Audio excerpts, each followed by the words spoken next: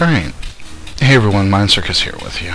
And earlier today I put a post up in the forum, and if you are down with the KK forum, you know what the post was. And basically I was looking for ideas on video tips, and Jen came back with a really good question, and I'm just going to read it out. It's like a mailbag. One thing I have not been able to figure out how to do yet is to color a black and white image. A lot of design forums have a quest or a challenge that is all about colorizing a black and white image, but I tend to shy away from those because I haven't figured out how to color the image or parts of the image. I don't know if coloring is something you do a lot, but if you would do a video on the subject, it would be greatly appreciated. Marie obviously came in afterwards, said that was a pretty good idea. Jen, absolutely, probably a really awesome question. We're going to go through this here. You're using Paint Shop Pro 7, so this is actually going to be targeted to the Paint Shop Pro user, and specifically I'm going to show you around maybe where you can find one of the tools that I'm going to be using here. Marie, unfortunately, you and I talked about this a couple of nights ago, and we couldn't find a similar tool in Photoshop. So if there are any Photoshop users who watch what I'm about to do here and have an idea on how to replicate the technique that I'm going to use, please chime in on the thread that I will post this video to. Okay, so let's get at it. I'm going to start with the basics of colorization. We're going to just start with the easiest way to go ahead and colorize something. And one of the reasons we're going to do that is because colorizing backgrounds is important. And if you look up on my screen here right now, we have just a pink texture. I kind of like this one. It's, it's nothing too bad or good either way, so I'm going to copy that, and I'm actually going to pop here into Paint Shop Pro, and we're going to start with the easy stuff and work our way up to actually recoloring a black and white image. The first thing that we'll do is we'll go ahead and we'll paste that pink texture in here, and it is a 2000 by 2000 texture. I'm going to just shrink it so we can see what's going on a little bit. This is dead easy. Basically, I'm going to go up and adjust under hue and saturation, and every image program is going to have something like what I'm going to show you here, be it GIMP, Photoshop, Paint Shop Pro, or pretty much anything. And we're going to go to the colorize function. Pretty self-explanatory, and if we take a look at it right away, we've got a hue and we've got a saturation value. And really that's it. So if I want to change the hue to, say, make it more purple, I can absolutely do that. Obviously, when I'm changing the saturation value, as I mentioned earlier, I'm changing the intensity of the color, where 0 is a black and white image and 255 is the full-on saturated version of it. Now keep in mind obviously that this doesn't change brightness and contrast or light values, only the hue and the saturation, and it does it for whatever is selected or whatever layer that you have active. So we'll just try that one more time really quickly here. If you're doing a whole layer, this is probably your best way to do it. And again, just adjust the saturation and color values of it. And that is really hard on the eyes.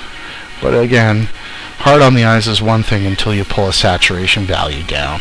And I'll just take a little moment here and say not everything needs to be a bright primary color in Avatar land. So there we go. That's step one. Step two is where we're going to take it to the next level, and we're going to be talking about going in and actually changing some of the some specific parts of an image. So what I've grabbed here is just an image with a very bright, striking color in it. I'm going to copy that image. I'm just going to paste it into my image here, just like any other time. Now, I've got a tool over here in Paint Shop Pro. Again, I haven't found a Photoshop alternative, but it does exist in Paint Shop Pro 7. Now, Jen, just for you, what I've done here is I've actually found a piece of the menu structure on Paint Shop Pro. It's a context menu. This is from Paint Shop Pro 7, and we've got a series of tools that come off one tool here. So it probably is going to start by looking at the like the top icon and go down here, but when you click on it, this menu flies off it, and what we are looking for is a option called Change to Target. Okay. Now, change to target is actually a very simple concept in that whatever your target is, it's going to change it to it. Yes, okay, that was, cheeky at best. Basically, what we do here is it's going to change it to the target of your primary color. So you've got your primary and your background color here. And if we go ahead and set this for blue, we've now got a paintbrush. This paintbrush, we're going to bring it down in size just to be able to do this. And see how we have blue over here? The paintbrush is actually going to color whatever we are working on in blue. Now, I'm just going to take a step back here for a quick second. I'm going to go ahead and do this. I'm going to go back in here and I'm going to use a less saturated color. First off, because brightly saturated colors hurt my eyes. And second off, because it'll show a better difference. And if we come back in here now, we can see that we are gradually turning the lips blue as if she were left outside for too long in the cold. Okay. Now you see we've gone outside the line here in a little bit, but if we're working big, it's not going to make that much of a difference. That said, if you do find it does make a difference, one of the coolest things you can actually do is if you hold down your Control key in Paint Shop Pro and select an area of the skin, what happens is our primary color becomes an area of the skin, and we can actually just hit that edge a little bit. And there we go. So then just again hold down Control to bring up the color picker, pick a color in the image, and let's just take a quick moment here, and we will try and color as much as possible within a reasonable amount of time. Now, it's important to know that this uses brushes just like anything else, so you can increase the size of your brush, the density of your brush, and Paint Shop Pro's got some limited brush options. I know Photoshop's got way better brush options, but I'm not a big brush user. And really, there we have it. We've got some red haloing around there, but if we bring it down to size, there you have it. And it really is that simple. You'll pick your color value as your primary color while having the Change to Target brush or Change to Target tool up and running. And it's that simple. You'll just go over it just like you would any brush. So that's how it looks like that. Let's take this one last step, because Jen specifically asked about coloring black and white images, and I've got an image here that's pretty close to black and white. Just going to delete that layer, paste this one down, and we'll go back to our previous trick first, and that is that we're going to adjust and colorize and set our saturation value for 0. That way we have true black and white.